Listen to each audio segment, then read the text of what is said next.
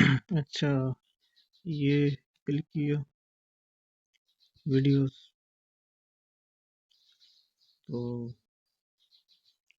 بہت سی ویڈیوز ایک ویڈیوز میں لانا چاہتے ہیں، تو یہاں سے کلک کیا ایک ویڈیو پر،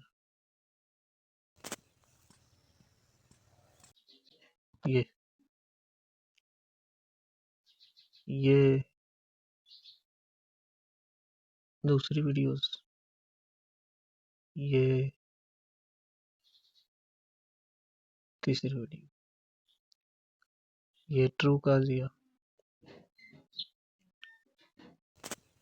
تو ابھی یوٹیوب کے لیے 16:9 سائز ہوگا اور ٹک ٹاک کے لیے 9:16. تینوں ویڈیو چل رہی ہیں تینوں.